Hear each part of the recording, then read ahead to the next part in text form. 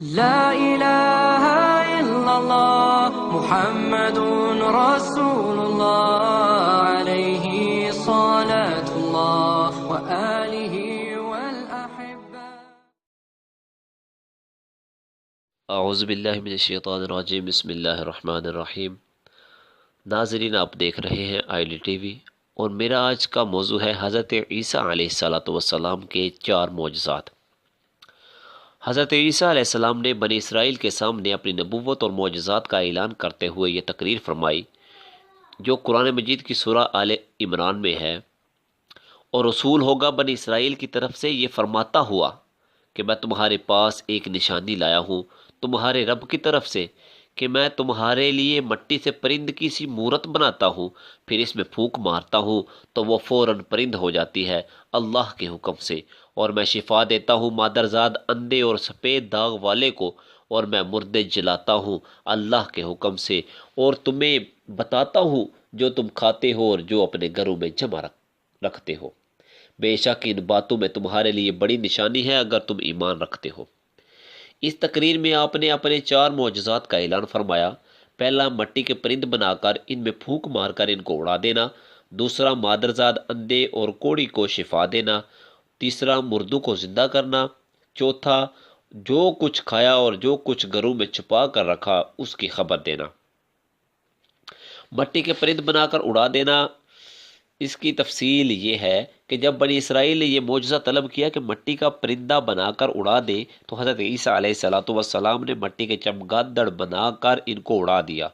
حضرت عیسیٰ علیہ السلام نے پرندوں میں سے چمگادڑ کو اس لیے منتخب فرمایا کہ پرندوں میں سب سے بڑھ کر مکمل اور عجیب و غریب یہی پرندہ ہے، کیونکہ اس کے آدمی کی طرح دانت بھی ہوتے ہیں، اور یہ آدمی کی طرح ہنستا بھی ہے، اور یہ بغیر پر کے اپنے بازو سے اڑتا ہے، اور یہ پرندہ جانوروں کی طرح بچہ جنتا ہے، اور اس کو حیض بھی آتا ہے۔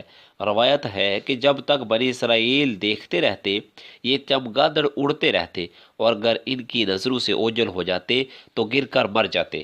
ایسا اس لیے ہوتا تھا کہ خدا کے پیدا کیے ہوئے اور بندہ خدا کے پیدا کیے پرند میں فرق اور امتیاز باقی رہے۔ دوسرا معجزہ، مادرزاد اندھوں کو شفا دینا۔ روایت ہے کہ ایک دن میں 50 اندھوں اور کوڑیوں کو آپ کی دعا سے اس شرط پر شفا حاصل ہوئی کہ وہ ایمان لائیں گے۔ اور تیسرا معجزہ ہے کہ مردوں کو زندہ کرنا۔ روایت ہے کہ آپ نے 4 مردوں کو زندہ فرمایا۔ پہلا، آزر، آپ علیہ السلام کا دوست۔ دوسرا، ایک بڑھیا کے لڑکے کو۔ تیسرا، ایک عشر وصول کرنے والے کی لڑکی کو۔ اور چوتھا، حضرت سام بن نوح علیہ السلام کو۔ آزر یہ حضرت عیسیٰ علیہ السلام کے ایک مخلص دوست تھے۔ جب ان کا انتقال ہونے لگا تو ان کی بہن نے آپ کے پاس قاصد بھیجا کہ آپ کا دوست مر رہا ہے۔ اس وقت آپ اپنے دوست سے 3 دن کی دوری کی مسافت پر تھے۔ آزر کے انتقال و دفن کے بعد حضرت عیسیٰ علیہ السلام وہاں پہنچے اور آزر کی قبر کے پاس تشریف لے گئے، اور آزر کو پکارا تو وہ زندہ ہو کر اپنی قبر سے باہر نکل آئے، اور برسوں زندہ رہے اور صاحب اولاد بھی ہوئے۔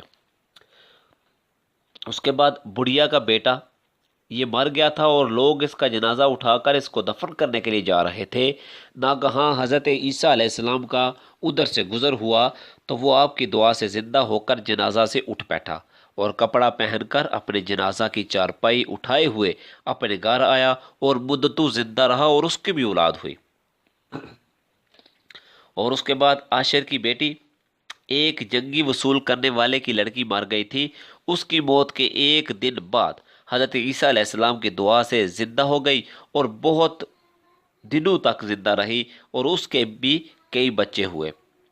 اور اس کے بعد حضرت سام بن نوح علیہ السلام، باقی تینوں مردوں کو آپ نے زندہ فرمایا، تو بنی اسرائیل کے شریروں نے کہا کہ یہ تینوں در حقیقت مرے ہوئے نہیں تھے، بلکہ ان تینوں پر سکتہ طاری تھا، اس لیے وہ ہوش میں آ گئے، لہٰذا آپ کسی پرانے مردہ کو زندہ کر کے دکھائیں۔ تو آپ علیہ السلام نے فرمایا کہ حضرت سام بن نوح علیہ السلام کو وفات پائے ہوئے 4000 برس کا زمانہ گزر گیا، تم لوگ مجھے ان کی قبر پر لے چلو، میں ان کو خدا کے حکم سے زندہ کر دیتا ہوں۔ تو آپ علیہ السلام نے ان کی قبر کے پاس جا کر اسم اعظم پڑھا تو فوراً ہی حضرت سام بن نوح علیہ السلام قبر سے زندہ ہو کر نکل آئے اور گھبرائے ہوئے پوچھا کہ قیامت قائم ہو گئی؟ پھر وہ حضرت عیسیٰ علیہ السلام پر ایمان لائے۔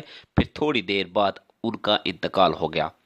اللہ رب العزت جل جلالہ کی بارگاہ میں دعا ہے کہ اللہ رب العزت ہمیں اپنے انبیاء کرام علیہ السلام کا ادب اور محبت عطا فرمائے۔ وآخر دعوانا الحمدللہ رب العالمین۔